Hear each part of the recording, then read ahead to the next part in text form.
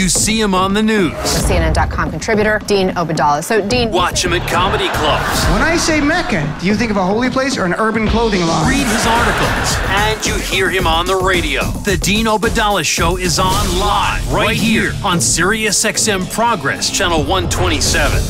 And welcome to the show, brothers and sisters of the resistance. It is Tuesday, March 19th, and Donald Trump has still not denounced white supremacist terrorism, although we're almost 800 days into his presidency, and certainly not after New Zealand, because that doesn't play to his base. We have a lot to talk about tonight. Like always, I hope to be your MBFF. Now more than ever, I'm on Twitter at Dean Obeidallah, Facebook.com/Dean of Radio. You can watch the monologue if you so choose. Put comments there. I'd love to hear what you think of what I'm talking about, or if we have guests in studio. Of course, drop me an email, dean@deanofradio.com. A lot to talk about, but let's start with a little humor. Let's kick off. Here is Seth Meyers from last night on his NBC show, touching on Donald Trump's Twitter meltdown over the weekend because he's such an alpha male that he has to whine nonstop. Here's Seth Meyers. The president of the United States tweeted over 50 times in one weekend. He retweeted Fox News a bunch of times, attacked John McCain, General Motors, Google, Hillary, and China all in one tweet. The Paris Climate Accord, Obama, the FBI, and CIA, Robert Mueller, Saturday Night Live, Hillary again, John McCain again, called on Fox News to bring back a host he likes, retweeted Fox News, attacked Fox News. The United Auto Workers, General Motors again, retweeted multiple conspiracy theorists, a bunch of random people, accused Democrats of trying to steal the election, and in the middle of all that, he also found time to tweet, Happy St. Patrick's Day. He literally did. That's completely serious. Everything Seth just read is the insanity over the weekend from Donald Trump. And within all of that, he did tweet Happy St. Patty's Day. And then here's Colbert on Jeanine Pirro, the Fox News, on her anti-Muslim bigotry on Fox News, which is kind of redundant. And a couple of good jokes about it. So here's the first one. Clip number 2, please. One thing he was upset about was the sidelining of Fox News host and Vanna White's evil twin, Judge Jeanine Pirro. Last week, Pirro said this about Minnesota Congresswoman Ilhan Omar. Think about it. Omar wears a hijab. Is her adherence to this Islamic doctrine indicative of her adherence to Sharia law, which in itself is antithetical to the United States Constitution? No, also, it's not pronounced hijab, you racist. Now, in a statement... You racist. I like that very much. And then, over the weekend, Donald Trump did not denounce white supremacist terrorism, did not denounce anti-Muslim bigotry, didn't say I stand with the Muslims, but he did take time to defend Jeanine Pirro, who had made that smear that one of the worst anti-Muslim tropes out there, the idea if you're a practicing Muslim, you're not a patriotic American. And here is Colbert on that. Here's clip number 3. In a statement, Fox News condemned the judge, saying Ms. Pirro's remarks do not reflect those of the network, adding, we reminded her we're doing Mexicans this week. But Fox News did pull her show on Saturday, and Trump was not pleased. Bring back at Judge Jeanine Pirro. The radical left Democrats, working closely with their beloved partner, the fake news media, is using every trick in the book to silence a majority of our country. They have all-out campaigns against Fox News hosts who are doing too well. Yes. The radical left and the mainstream media hatched a devious plot to make Jeanine Pirro sound like a bigot. Here's how they did it. They pointed a camera at her. That's it. Point a camera at her or Tucker Klansman or Laura Ingraham, and they will give you the bigotry and racism that the audience that watches it desperately craves to stay alive. They're like racist vampires, and their blood is more bigotry and racism from Tucker Klansman, Jeanine Pirro, and Laura Ingraham. And, you know, in the second hour, we have a guest from the Council on American Islamic Relations. They've just organized and they announced today an advertiser's boycott of Jeanine Pirro. And they're trying to get people aware of the advertisers that are supporting her still, they're fine with being on board with this kind of vile bigotry. And we'll go through it with him. And I hope that if you listen to some of the sponsors, some of them you'll maybe contact them if you have friends who work there, or tweet at them as I did today to try to change things. If she had apologized, it's one thing, but she didn't even apologize. And we'll just double and triple down on the garbage she did. So let's talk about something else today. And Elizabeth Warren last night had a CNN town hall and made a great point about ending the Electoral College. And I want to talk about that. So let's hear clip number 4. Here's Liz Warren from last night. And I'll tell you one more. We need to make sure that every vote counts. And I want to push that right here in Mississippi, because I think this is an important point. You know, come a general election, presidential candidates don't come to places like Mississippi. Yeah. They also don't come to places like California and Massachusetts, right? Because we're not the battleground states. Well, my view is that every vote matters. And the way we can make that happen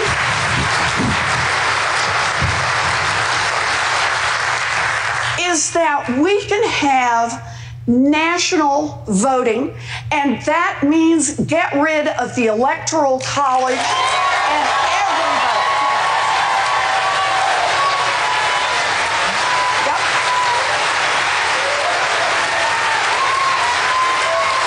Everybody.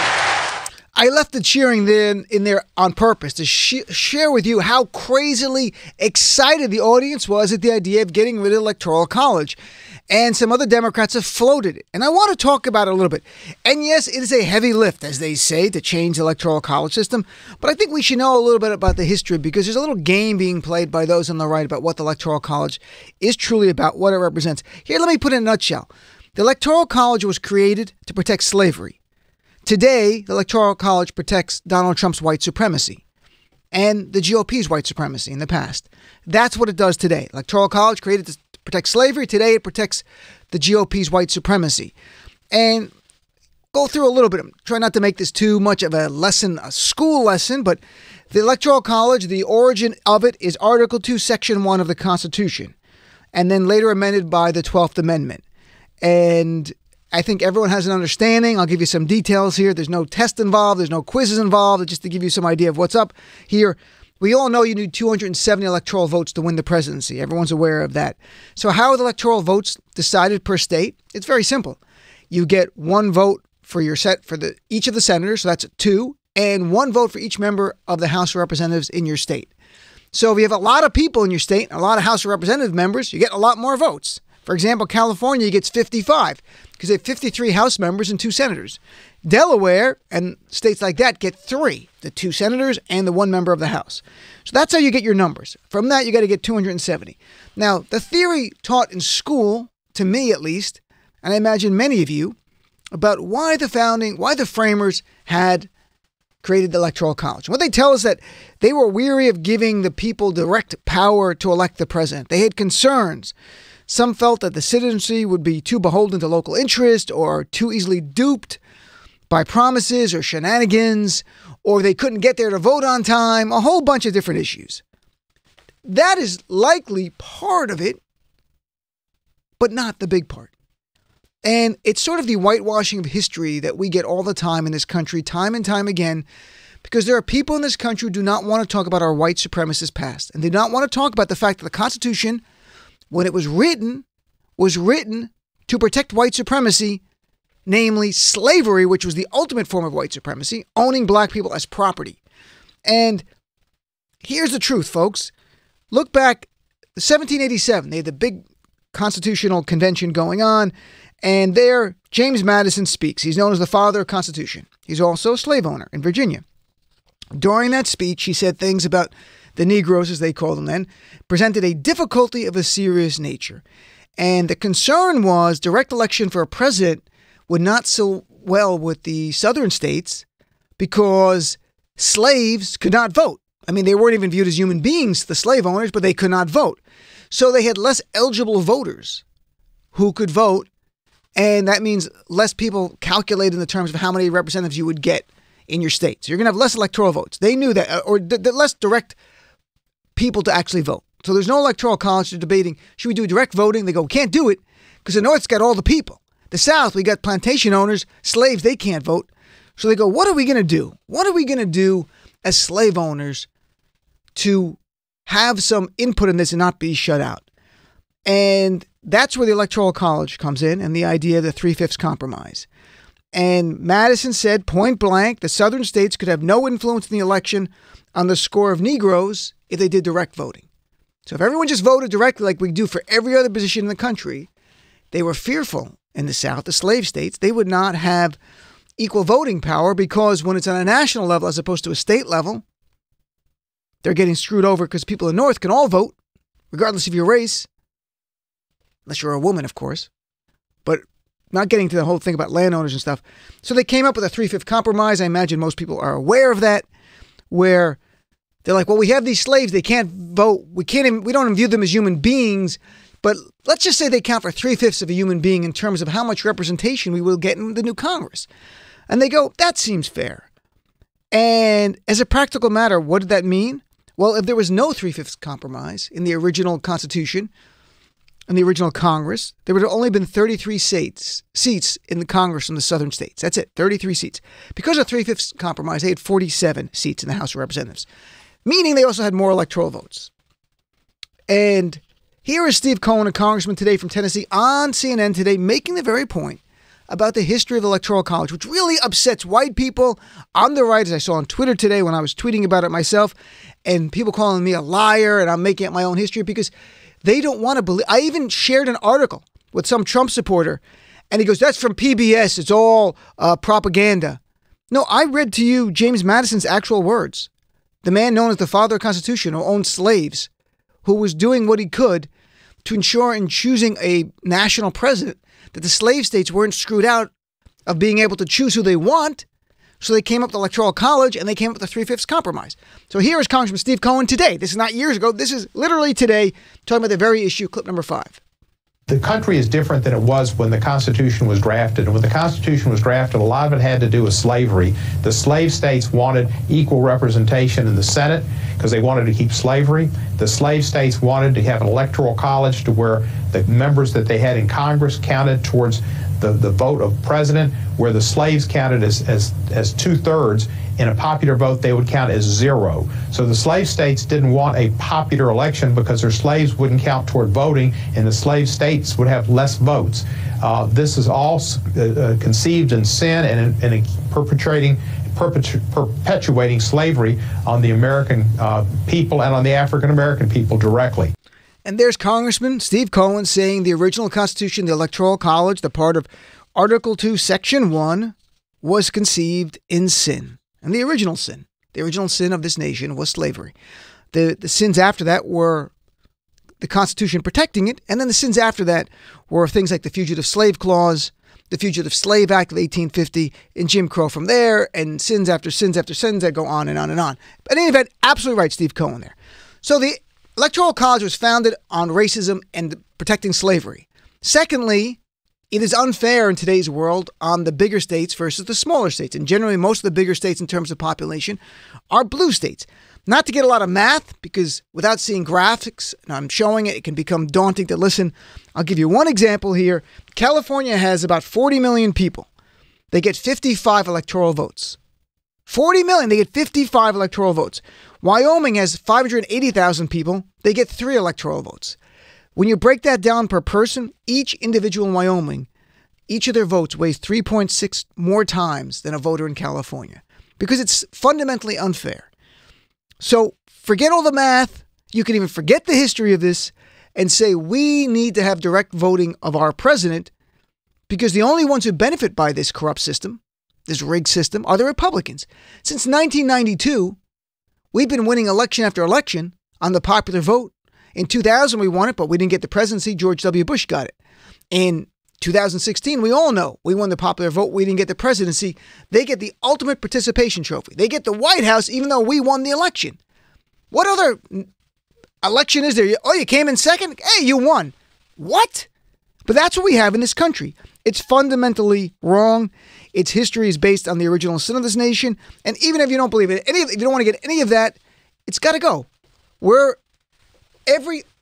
every seat from council to dog catcher to House and the Senate and governor, popular vote wins. It should be the exact same thing for the highest office in the land. It should not be a different standard for the highest office in the land. So you might ask, what do we do about it? Well, here's Congressman Steve Cohen answering that very question about how difficult it will be. And here's the reality of this. Here's clip number 6. It'd certainly be difficult. You have to amend the Constitution, and that requires getting a number of votes in Congress. That'll be difficult, but possible. But it means to get 3/4 of the states, and that'll be difficult because enough of the states get an advantage in electing the president that they may not want to give that up and probably won't. A way to get around it is the compromise, or Colorado and a few states have tried to start a compact to say that if states with a total of 270 or more electoral votes agree, that all states will come together and give their votes to the winner of the popular vote. He's absolutely right. We'll break it down simply. Since this is part of the original Constitution as amended by the 12th Amendment, the only way to change the Electoral College is by, one is amending the Constitution, which is really tough to do. There's only 2 ways to do it. One is it's passed by 2/3 of the House and the Senate and then approved by 38 states. It's going to be tough. Or convene a constitutional convention called for by 34 states. That's never been done. What he also talked about there, Congressman Steve Cohen, is the National Popular Vote Interstate Compact. It's called the National Popular Vote Interstate Compact. It's really a clever proposal. It uses some of the ambiguity in the Constitution to its own ends. Now, states signing on, and here's the cleverness of it, they say, these states that have signed on, they don't care who wins the election in their state. Doesn't matter. In Delaware, it could go one way, but to cast their electoral votes, they're going to do it for whoever won the popular vote. And that's what these states are saying. Just last Friday, like this is building. This is not like this fringe movement. Just last Friday, the governor of Colorado signed into law, Colorado joining 11 other states and the District of Columbia as part of this National Popular Vote Interstate Compact. And other jurisdictions who have already enacted legislation to be part of it include Rhode Island, Vermont, Hawaii, Connecticut, Maryland, Massachusetts, Washington, New Jersey, New York, Illinois, California, and D.C. And New Mexico is on the verge because now they have a Democratic governor as well. Together right now without New Mexico, don't forget we need 270 electoral votes. They're up to 181 here. They're getting there. They're getting there. And if they get to enough states where it adds up to 270, this will effectively end the pull of the Electoral College.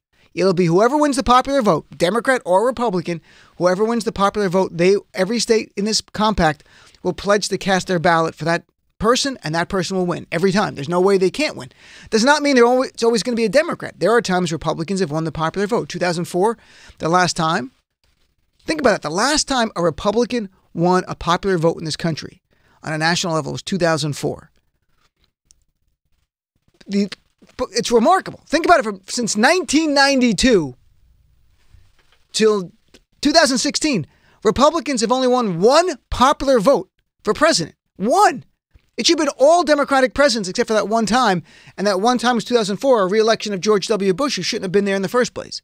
This is why they don't want it. The GOP is rigging the system with Electoral College. Now, they didn't create it. It was in the Constitution. They're just defending it. They do have voter ID laws to try to suppress the vote. So here's a question I have for you. And this is more academic. It's a tough lift. I think the candidates are talking about it in 2020. The mayor of South Bend, Indiana has brought it up. Other Democrats have brought it up. The idea of exploring it. It's not within their power. Even if they win, they can't do it. They cannot unilaterally change the Constitution. It's going to take building popular support for this. And we know the right will never give in. But I'm really curious, first of all, what do you think of the issue? Secondly, how many of you in school, when you were in school learning about the Electoral College, did they tell you the real history? That it was based on slavery. It was based on the original sin of this country and as a way of slave-owning states to ensure they would have input and even ultimately elect presidents. Because I wasn't.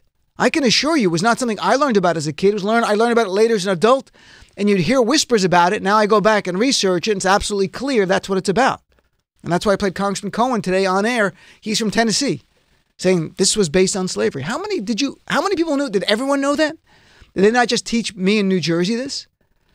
Because so much of this, because I can assure you, even in law school, I was never taught about the Fugitive Slave Clause. I was taught about the 3/5 compromise. I mean, that term did come up at some point.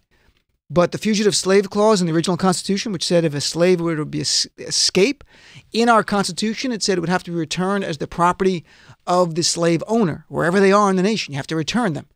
I didn't learn about that. And that's gone from the Constitution.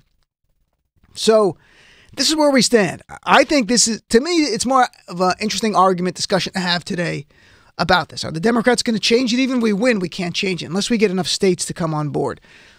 But this would be a game changer, though. It really would be. So 866-997-4748. Love to hear from you right here on the Dean Obeidallah Show. The Dean Obeidallah Show. My slogan for Trump in 2020, Trump for prison 2020. SiriusXM Pro.